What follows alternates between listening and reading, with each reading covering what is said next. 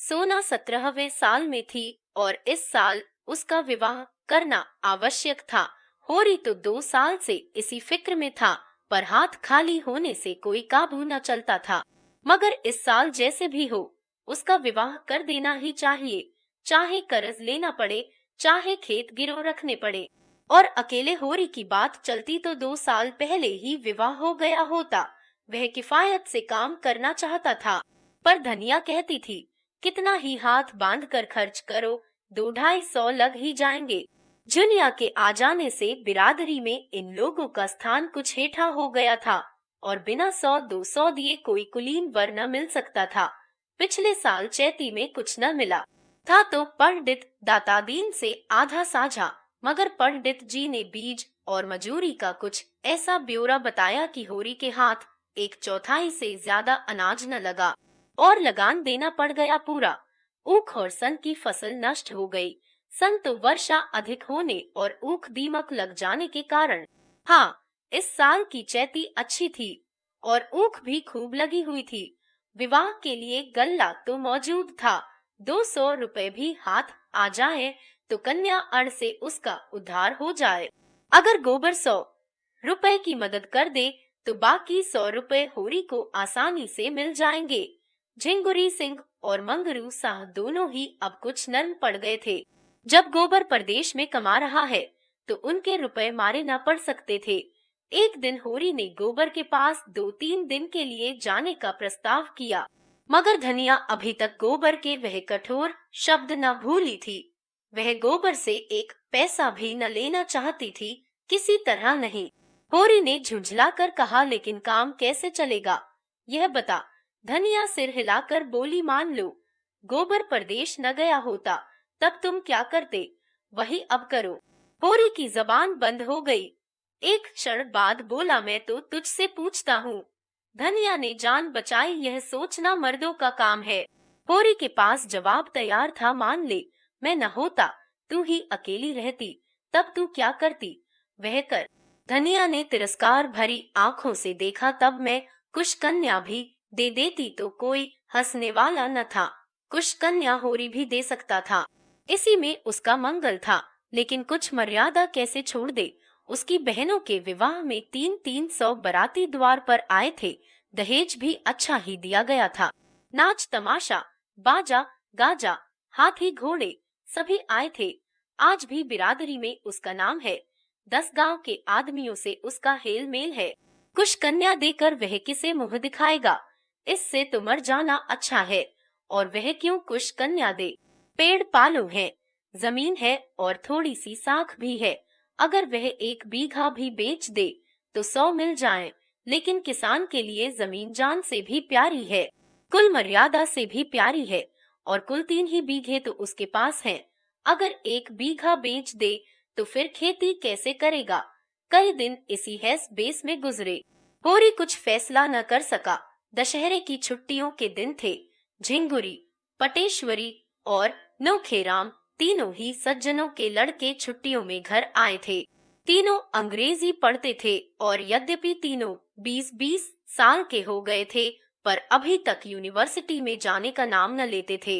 एक क्लास में 2-2, 3-3 साल पढ़े रहते। तीनों की शादियां हो चुकी थी। पटेश्वरी के सपूत बिंदेसरी तो एक पुत्र के पिता भी हो चुके थे। तीनों दिन भर ताश खेलते, भंग पीते और छैला बने घूमते। वे दिन में कई बार होरी के द्वार की ओर ताकते हुए निकलते और कुछ ऐसा संयोग था कि जिस वक्त वे निकलते उसी वक्त सोना भी किसी न किसी काम से द्वार पर आ खड़ी होती। इन दिनों वह वही साड़ी पहनती थी जो गोबर उसके लिए लाया था। यह सब तमाशा देख देख कर होरी का खून सूखता जाता था, मानो उसकी खेती चौपट करने के लिए आकाश में ओले वाले पीले बादल उठे चले आते हों। एक दिन तीनों उसी कुएं पर नहाने जा पहुँचे जहाँ होरी ऊख सींचने के लिए पुर चला रहा था। सोना मूठ ले रही थी। होरी का खून आज खौल उठा। उसी सांझ को वह दुलारी सहुआइन के पास गया। सोचा, औरतों में दया होती है, शायद इसका दिल पसीज जाए और कम सूद पर रुपए दे दे। मगर दुलारी अपना ही रोना ले बैठी। गांव में ऐसा कोई घर न था जिस पर उसके कुछ रुपए न आते हो। यहाँ तक कि झिंगुरी सिंह पर भी उसके 20 रुपए आते थे, लेकिन कोई देने का नाम न लेता था। बेचारी कहाँ से रुपए लाए? होरी ने गिड़गिड़ा कर कहा, भाभी बड़ा पुण्य होगा, तुम रुपए न दोगी, मेरे गले की फांसी खोल दोगी। झिंगुरी और पटेसरी मेरे खेतों पर दांत लगाए हुए हैं। मैं सोचता हूँ बाप दादा की यही तो निशानी है। यह निकल गई तो जाऊंगा कहाँ? एक सपूत वह होता है कि घर की संपत्ति बढ़ाता है। मैं ऐसा कपूत हो जाऊं कि बाप दादों की कमाई पर झाड़ू फेर दूं। दुलारी ने कसम खाई, होरी मैं ठाकुर जी के चरण छूकर कहती हूँ कि इस समय मेरे पास कुछ नहीं है। जिसने लिया वह देता नहीं, तो मैं क्या करूँ? तुम कोई गैर तो नहीं हो, सोना भी मेरी ही लड़की है, लेकिन तुम ही बताओ मैं क्या करूँ? तुम्हारा ही भाई हीरा है, बैल के लिए 50 रुपए लिए, उसका तो कहीं पता ठिकाना नहीं। उसकी घरवाली से मांगो तो लड़ने को तैयार। शोभा भी देखने में बड़ा सीधा सादा है, लेकिन पैसा देना नहीं जानता। और असल बात तो यह है कि किसी के पास है ही नहीं। दे कहाँ से? सबकी दशा देखती हूँ, इसी मारे सब्र कर जाती हूँ। लोग किसी तरह पेट पाल रहे हैं, और क्या। खेत बाड़ी बेचने की मैं सलाह न दूंगी, कुछ नहीं है, मर्जाद तो है। फिर कन्फुस्कियों में बोली, पटेसरी लाला का लौंडा तुम्हारे घर की ओर बहुत चक्कर लगाया करता है। तीनों का वही हाल है, इनसे चौकस रहना। यह शहरी हो गए, गांव का भाईचारा क्या समझे। लड़के गांव में भी हैं, मगर उनमें कुछ लिहाज है, कुछ अदब है, कुछ डर है। ये सब तो छूटे सांड हैं। मेरी कौसल्या ससुराल से आई थी। मैंने सबों के ढंग देखकर उसके ससुर को बुलाकर विदा कर दिया। कोई कहाँ तक पहरा दे। होरी को मुस्कुराते देखकर उसने सरस ताड़ना के भाव से कहा, हंसोगे होरी तो मैं भी कुछ कह दूंगी। तुम क्या किसी से कम नटखट थे? दिन में 25 बार किसी न किसी बहाने मेरी दुकान पर आया करते थे, मगर मैंने कभी ताका तक नहीं।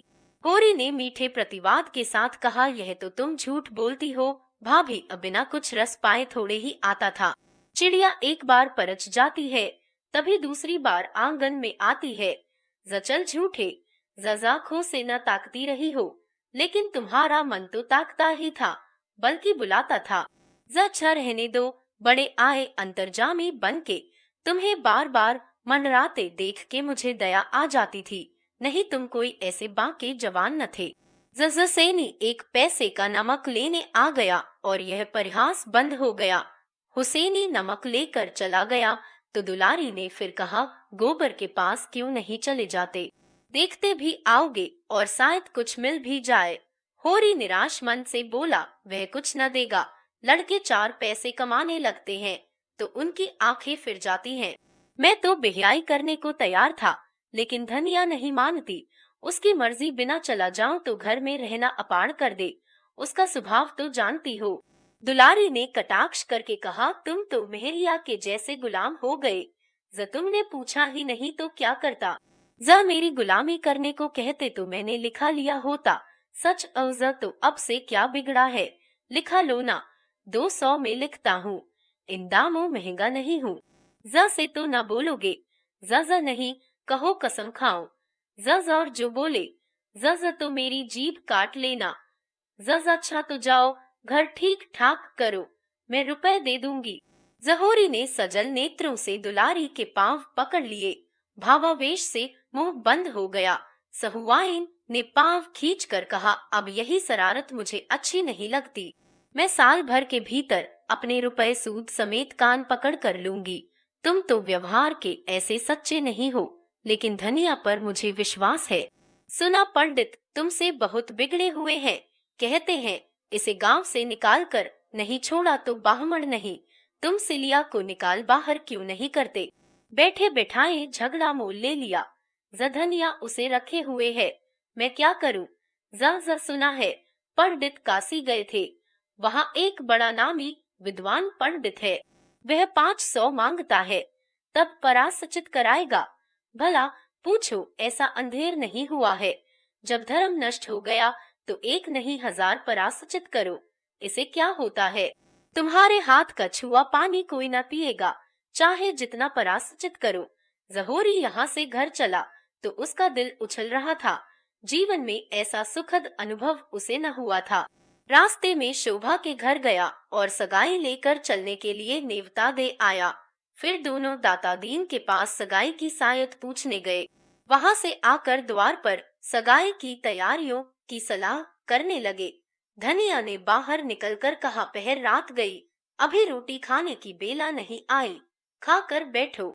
गपड़ चौथ करने को तो सारी रात पड़ी है। होरी ने उसे भी परामर्श में शरीक होने का अनुरोध करते हुए कहा, इसी सहालग में लगन ठीक हुआ है। बता क्या क्या सामान लाना चाहिए, मुझे तो कुछ मालूम नहीं। जब कुछ मालूम ही नहीं तो सलाह करने क्या बैठे हो। रुपए पैसे का डौल भी हुआ कि मन की मिठाई खा रहे हो। जहोरी ने गर्व से कहा, तुझे इससे क्या मतलब, तू इतना बता दे क्या क्या सामान लाना होगा। तो मैं ऐसी मन की मिठाई नहीं खाती।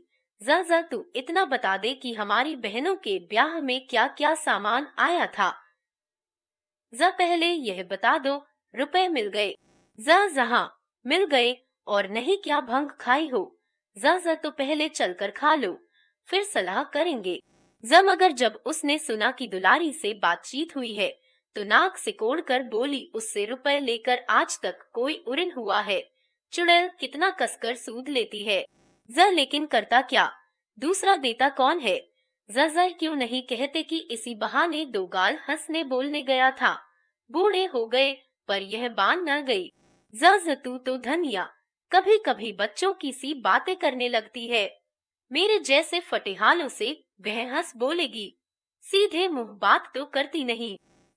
तुम जैसों को छोड़कर उसके पास और जाएगा ही कौन। उसके द्वार पर अच्छे अच्छे नाक रगड़ते हैं। धनिया तू क्या जाने, उसके पास लक्ष्मी है, वादा किया है। जहोरी रोटी खाने गया और शोभा अपने घर चला गया तो सोना सिलिया के साथ बाहर निकली।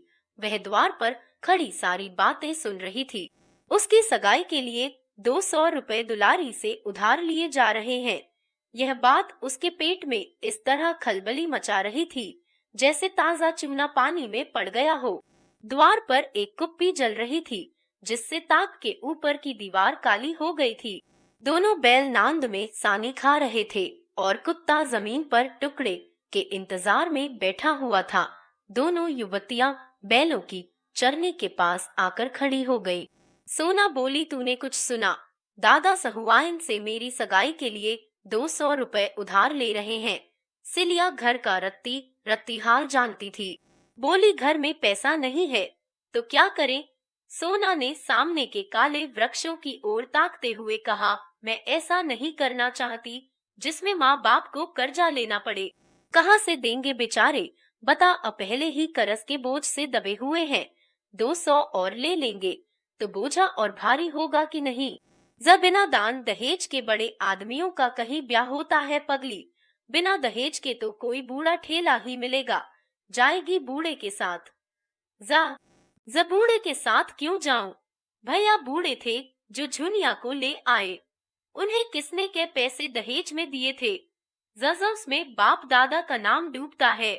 तो सुनारी वालों से कह दूंगी, अगर तुमने ऐसा पैसा भी दहेज लिया तो मैं तुमसे ब्याह न करूंगी। सोना का विवाह सुनारी के एक धनी किसान के लड़के से ठीक हुआ था। और जो वह कह दे कि मैं क्या करूं, तुम्हारे बाप देते हैं, मेरे बाप लेते हैं, इसमें मेरा क्या अख्तियार है। सोना ने जिस अस्त्र को रामबाण समझा था अब मालूम हुआ कि वह बांस की कैन है। हताश होकर बोली, मैं एक बार उससे कह के देख लेना चाहती हूँ। अगर उसने कह दिया मेरा कोई अख्तियार नहीं है तो क्या गोमती यहाँ से बहुत दूर है, डूब मरूंगी। माँ बाप ने मर मर के पाला पोसा, उसका बदला क्या यही है कि उनके घर से जाने लगूं तो उन्हें कर्जे से और लादती जाऊं।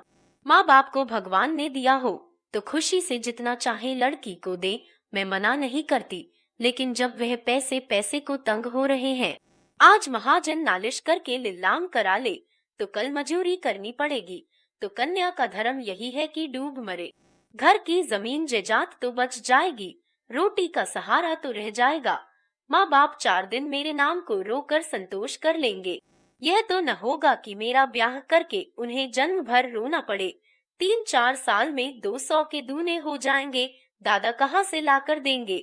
सिलिया को जान पड़ा जैसे उसकी आंख में नई ज्योति आ गई है।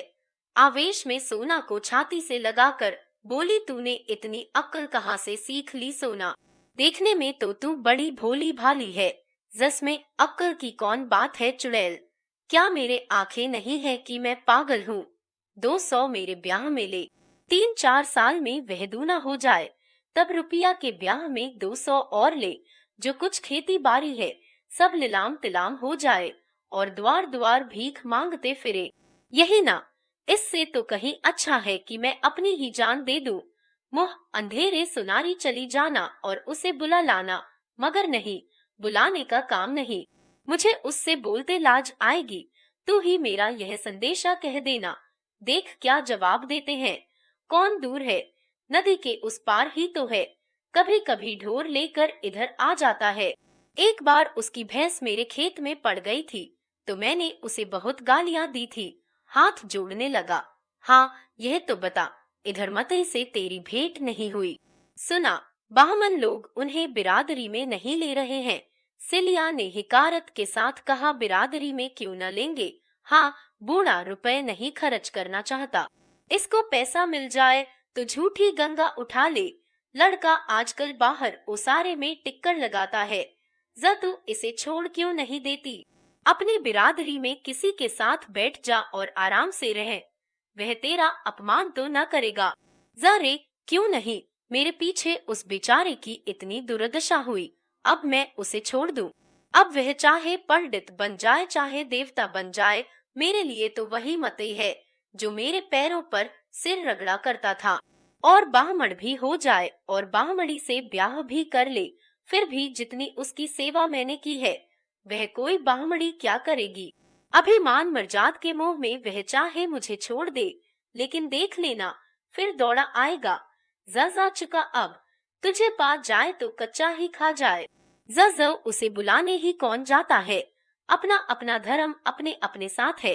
वह अपना धर्म तोड़ रहा है तो मैं अपना धर्म क्यों तोड़ूं? जब प्रातःकाल सिलिया सुनारी की ओर चली, लेकिन होरी ने रोक लिया। धनिया के सिर में दर्द था, उसकी जगह क्यारियों को बराना था। सिलिया इनकार न कर सकी। यहाँ से जब दोपहर को छुट्टी मिली तो वह सुनारी चली। इधर तीसरे पहर होरी फिर कुएं पर चला तो सिलिया का पता न था। बिगड़कर बोला, सिलिया कहाँ उड़ गई? रहती है, न जाने किधर चल देती है, जैसे किसी काम में जी ही नहीं लगता। तू जानती है सोना कहाँ गई है? सोना ने बहाना किया, मुझे तो कुछ मालूम नहीं। कहती थी धोबिन के घर कपड़े लेने जाना है, वहीं चली गई होगी। धनिया ने खाट से उठकर कहा, चलो मैं क्यारी बराए देती हूँ। कौन उसे मजूरी देते हो जो उसे बिगड़ रहे हो? हमारे घर में रहती नहीं है, उसके पीछे सारे गांव में बदनाम नहीं हो रहे हैं। अच्छा रहने दो, एक कोने में पड़ी हुई है तो उससे किराया लोगे। एक कोने में नहीं पड़ी हुई है, एक पूरी कोठरी लिए हुए है। तो उस कोठरी का किराया होगा कोई 50 रुपए महीना। का किराया 1 पैसा सही। हमारे घर में रहती है, जहाँ जाए पूछ कर जाए। आज आती है तो खबर लेता हूँ। जपुर चलने लगा। धनिया को होरी ने न आने दिया। रूपा क्यारी बराती थी और सोना मोट ले रही थी। रूपा गीली मिट्टी के चूल्हे और बर्तन बना रही थी और सोना सशंक आंखों से सुनारी की ओर ताक रही थी। शंका भी थी, आशा भी थी। शंका अधिक थी, आशा कम। सोचती थी, उन लोगों को रुपए मिल रहे हैं तो क्यों छोड़ने लगे? जिनके पास पैसे हैं वे तो पैसे पर और भी जान देते हैं। और गौरी महतो तो एक ही लालची है। मथुरा में दया है, धर्म है, लेकिन बाप की इच्छा जो होगी वही उसे माननी पड़ेगी। मगर सोना भी बचा को ऐसा फटकारेगी कि याद करेंगे। वह साफ कहेगी, जाकर किसी धनी की लड़की से ब्याह कर, तुझ जैसे पुरुष के साथ मेरा निबाह न होगा। कहीं गौरी महतो मान गए तो वह उनके चरण धो धो कर पिएगी, उनकी ऐसी सेवा करेगी कि अपने बाप की भी न की होगी, और सिलिया को भर पेट मिठाई खिलाएगी। गोबर ने उसे जो रुपया दिया था उसे वह अभी तक संचे हुए थी। इस मृदु कल्पना से उसकी आंखें चमक उठी और कपोलों पर हल्की सी लाली दौड़ गई। मगर सिलिया अभी तक आए क्यों नहीं? कौन बड़ी दूर है? ना आने दिया होगा उन लोगों ने। आहा, वह आ रही है, लेकिन बहुत धीरे धीरे आती है। सोना का दिल बैठ गया। अभागे नहीं माने शायद। नहीं, सिलिया दौड़ती आती तो सोना से हो चुका ब्याह। मुंह धो रखो। सिलिया आई जरूर, पर कुएं पर ना आकर खेत में क्यारी बराने लगी। डर रही थी, होरी पूछेंगे कहाँ थी अब तक, तो क्या जवाब देगी। सोना ने यह 2 घंटे का समय बड़ी मुश्किल से काटा। पुर छूटते ही वह भागी हुई सिलिया के पास पहुंची। वहां जाकर तू मर गई थी क्या? अब ताकते ताकते आंखें फूट गई। जसिलिया को बुरा लगा तो क्या मैं वहां सोती थी। इस तरह की बातचीत राह चलते थोड़े ही हो जाती है। अवसर देखना पड़ता है। मथुरा नदी की ओर ढोर चराने गए थे। खोजती खोजती उसके पास गई और तेरा संदेशा कहा।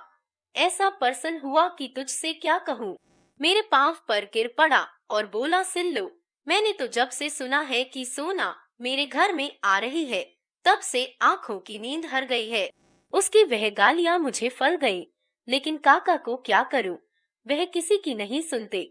सोना ने टोका तो ना सुने। सोना भी जिद्दीन है, जो कहा है वह कर दिखाएगी। फिर हाथ मलते रह जाएंगे। जबस उसी क्षण ढोरों को वहीं छोड़ मुझे लिए हुए गौरी महतो के पास गया। महतो के 4 पुर चलते हैं। कुआं भी उन्हीं का है। 10 बीघे का ऊख है। महतो को देख के मुझे हंसी आ गई, जैसे कोई घसियारा हो। हाँ, भाग का बली है। बाप बेटे में खूब कहा सुनी हुई। गौरी महतो कहते थे, तुझसे क्या मतलब, मैं चाहे कुछ लूं या न लूं, तू कौन होता है बोलने वाला। मथुरा कहता था, तुमको लेना देना है तो मेरा ब्याह मत करो, मैं अपना ब्याह जैसे चाहूंगा कर लूंगा। बात बढ़ गई और गौरी महतो ने पन्हियां उतारकर मथुरा को खूब पीटा। कोई दूसरा लड़का इतनी मार खाकर बिगड़ खड़ा होता, मथुरा एक घूसा भी जमा देता तो महतो फिर न उठते। मगर बेचारा 50 जूते खाकर भी कुछ न बोला। आंखों में आंसू भरे मेरी ओर गरीबों की तरह ताकता हुआ चला गया। तब महतो मुझ पर बिगड़ने लगे। सैकड़ों गालियां दी, मगर मैं क्यों सुनने लगी थी? मुझे उनका क्या डर था? मैंने सफा कह दिया, महतो 200-300 कोई भारी रकम नहीं है। और होरी महतो, इतने में बिक न जाएंगे, न तुम ही धनवान हो जाओगे। वह सब धन नाच तमाशे में ही उड़ जाएगा। हाँ, ऐसी बहू न पाओगे। सोना ने सजल नेत्रों से पूछा, महतो इतनी ही बात पर उन्हें मारने लगे? सिलिया ने यह बात छिपा रखी थी। ऐसी अपमान की बात सोना के कानों में न डालना चाहती थी, पर यह प्रश्न सुनकर संयम न रख सकी। बोली, वही गोबर भैया वाली बात थी। महतो ने कहा, आदमी जूठा तभी खाता है जब मीठा हो। कलंक चांदी से ही धुलता है। इस पर मथुरा बोला, काका कौन घर कलंक से बचा हुआ है? हाँ, किसी का खुल गया, किसी का छिपा हुआ है। गौरी महतो भी पहले एक चमारिन से फंसे थे, उससे 2 लड़के भी हैं। मथुरा के मुंह से इतना निकलना था कि डोकरे पर जैसे भूत सवार हो गया। जितना लालची है उतना ही क्रोधी भी है, बिना लिए न मानेगा। दोनों घर चली। सोना के सिर पर चरसा, रस्सा और जुए का भारी बोझ था, पर इस समय वह उसे फूल से भी हल्का लग रहा था। उसके अंतस्तल में जैसे आनंद और स्फूर्ति का सोता खुल गया हो। मथुरा की वह वीर मूर्ति सामने खड़ी थी और वह जैसे उसे अपने हृदय में बैठाकर उसके चरण आंसुओं से पखार रही थी। जैसे आकाश की देवियां उसे गोद में उठाए आकाश में छाई हुई लालिमा में लिए चली जा रही हो। उसी रात को सोना को बड़े जोर का ज्वर चढ़ आया। तीसरे दिन गौरी महतो ने नाई के हाथ यह पत्र भेजा, जस्वस्ति श्री सवोरपमा जोग श्री होरी महतो को गौरी राम का राम राम बाचना। आगे जो हम लोगों में दहेज की बातचीत हुई थी, उस पर हमने शांत मन से विचार किया। समझ में आया कि लेन देन से वर और कन्या दोनों ही के घर वाले जेरबार होते हैं। जब हमारा तुम्हारा संबंध हो गया तो हमें ऐसा व्यवहार करना चाहिए कि किसी को न अखरे। तुम दान दहेज की कोई फिक्र मत करना, हम तुमको सौगंध देते हैं। जो कुछ मोटा महीन जुड़े बरातियों को खिला देना, हम वह भी न मांगेंगे। रसद का इंतजाम हमने कर लिया है। हाँ, तुम खुशी खुर्मी से हमारी जो खातिर करोगे वह सिर झुकाकर स्वीकार करेंगे। जहोरी ने पत्र पढ़ा और दौड़े हुए भीतर जाकर धनिया को सुनाया। हर्ष के मारे उछला पड़ता था, मगर धनिया किसी विचार में डूबी बैठी रही। एक क्षण के बाद बोली, यह गौरी महतो की भलमनसी है, लेकिन हमें भी तो अपने मर्जाद का निबाह करना है। संसार क्या कहेगा और रुपया हाथ का मैल है, उसके लिए कुल मर्जाद नहीं छोड़ा जाता। जो कुछ हमसे हो सकेगा देंगे और गौरी महतो को लेना पड़ेगा। तुम यही जवाब लिख दो। माँ बाप की कमाई में क्या लड़की का कोई हक नहीं है? नहीं, लिखना क्या है? चलो, मैं नाई से संदेश कहलाए देती हूँ। होरी हतबुद्धि सा आंगन में खड़ा था और धनिया उस उदारता की प्रतिक्रिया में जो गौरी महतो की सज्जनता ने जगा दी थी, संदेशा कह रही थी। फिर उसने नाई को रस पिलाया और विदाई देकर विदा किया।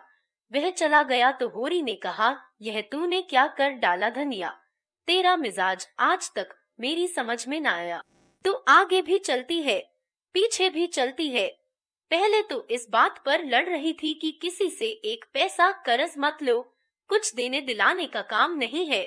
और जब भगवान ने गौरी के भीतर बैठकर यह पत्र लिखवाया तो तूने कुलमर्जाद का राग छेड़ दिया। तेरा मरम भगवान ही जाने। धनिया बोली, मुंह देखकर बीड़ा दिया जाता है, जानते हो कि नहीं? तब गौरी अपनी शान दिखाते थे, अब वह भलमनसी दिखा रहे हैं। ईंट का जवाब चाहे पत्थर हो, लेकिन सलाम का जवाब तो गली नहीं है। होरी ने नाक सिकोड़ कर कहा, तो दिखा अपनी भलमनसी, देखे कहाँ से रुपए लाती है। धनिया आंखें चमकाकर बोली, रुपए लाना मेरा काम नहीं है, तुम्हारा काम है। ज़र तो दुलारी से ही लूंगा, ज़र ले लो उसी से, सूद तो सभी लेंगे। जब डूबना ही है तो क्या तालाब और क्या गंगा। जहोरी बाहर आकर चिलम पीने लगा। कितने मजे से गला छूटा जाता था, लेकिन धनिया जब जान छोड़े तब तो जब देखो उल्टी ही चलती है, इसे जैसे कोई भूत सवार हो जाता है। घर की दशा देखकर भी इसकी आंखें नहीं खुलती।